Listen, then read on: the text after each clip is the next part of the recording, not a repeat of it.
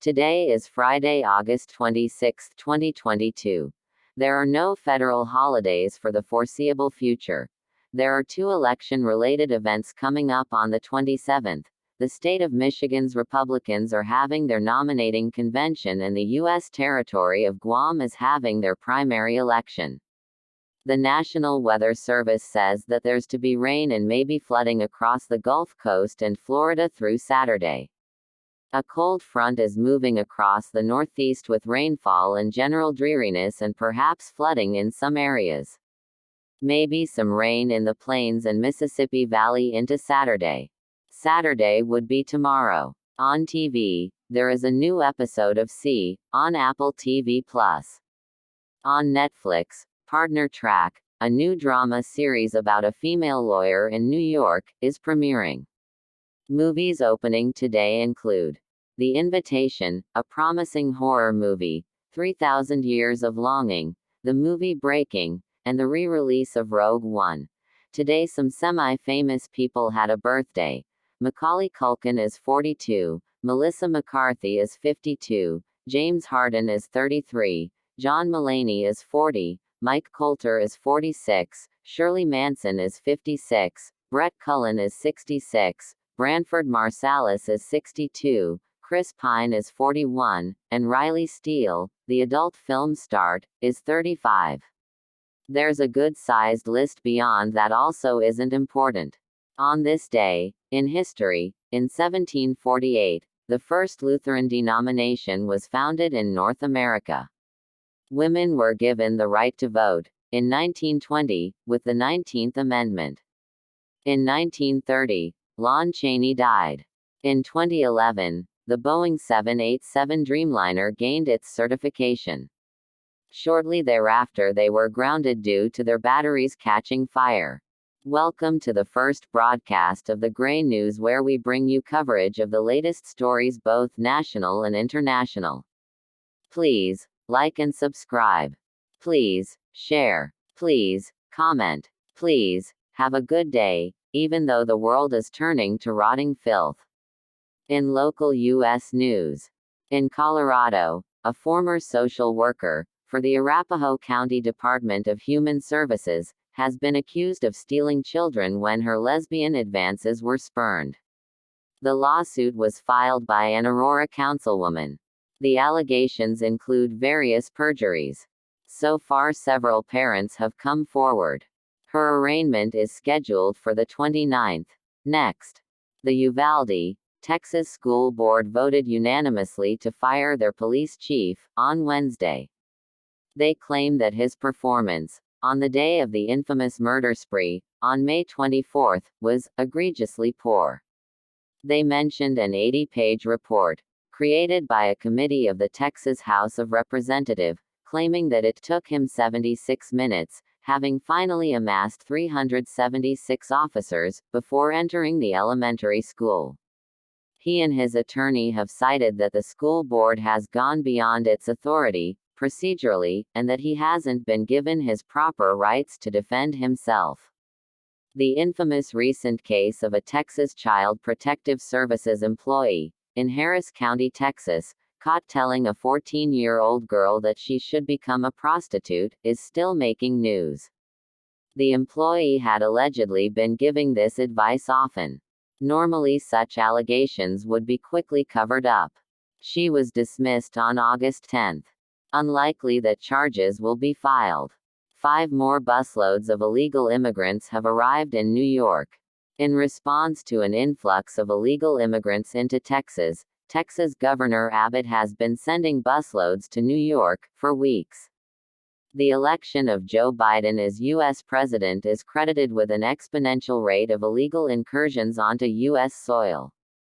Due to most Democrats making a platform of saying that the border should be open, many people believed that it would be the same border jail facilities that then-President Trump inherited from the former President Obama and former Vice President Biden, that were called concentration camps by many Democrats to cast a bad light on then-President Trump, have exploded in occupancy. President Biden began moving illegal immigrants out, simply releasing them into other states, via government planes and private charters, surreptitiously. Many he simply had let out the jail doors into Texas instead. Governor Abbott, of Texas, is still returning the favor, in the name of his followers. New York officials have been fuming at Abbott, calling him inhumane. Also, a Trump-appointed U.S. district judge, in Fort Worth, Texas, struck down a Texas state law prohibiting those between 18 and 21 from carrying guns.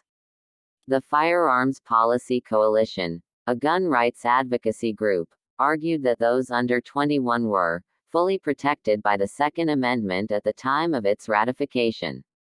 The judge concurred. Liberals are annoyed. Yesterday, on the Joe Rogan Experience, Mark Zuckerberg said that the FBI came to him asking for the suppression of the Hunter Biden laptop back when its existence first broke.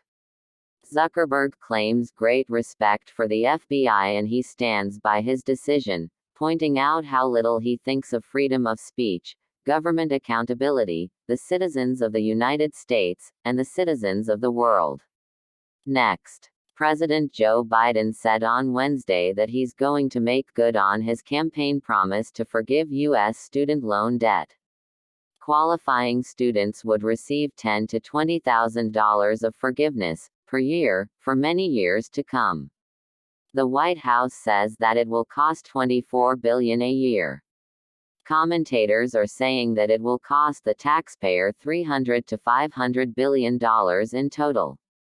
Some say that it will cost more than that, to over $1 trillion. An estimate based on the $300 billion number has each taxpayer being hit with $2,000 each. Presidents do not have slush funds to cover any of these estimates, so he cannot do it alone. Congress would have to approve of it in a spending bill.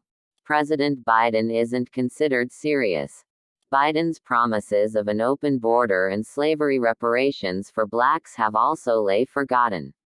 Look forward to those two also being resurrected as some Democrats try to buy votes for the upcoming midterm elections. These things will be forgotten about, again, only to be revisited, in 2024, also. The freeze still exists, on student loan repayments and interest. It has been in place since March 2020. It is set to be phased out in January 2023, which is a mere 5 months away. In international news, the Pakistan government has declared a national emergency due to rain.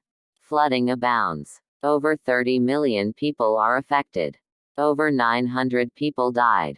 Nearly 150 bridges have been destroyed. Over 170,000 homes have been damaged.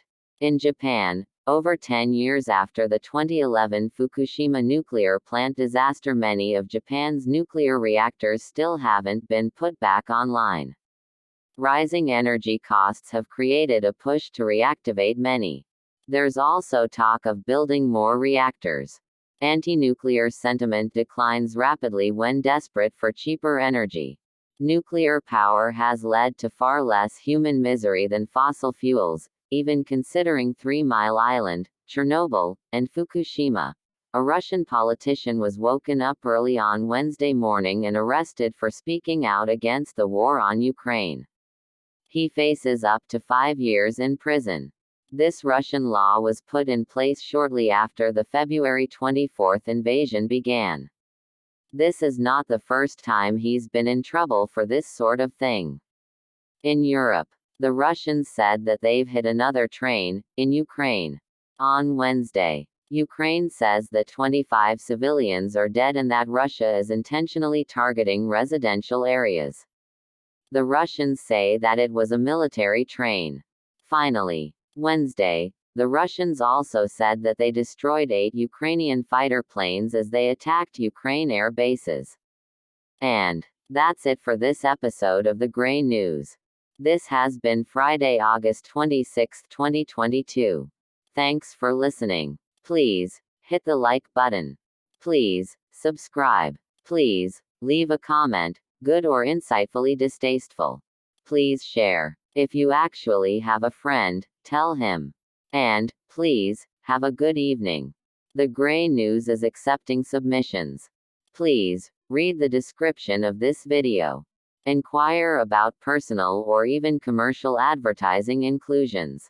If you've got an anniversary coming up, we'll show it as 10 seconds of background. If you've got a business, we'll do similar and charge you. Please join us next time. We'll be doing a very intriguing segment on women's corsets. We'll also be doing an interview with the dead musical genius Spike Jonze, if our medium can get him on the phone. See you then.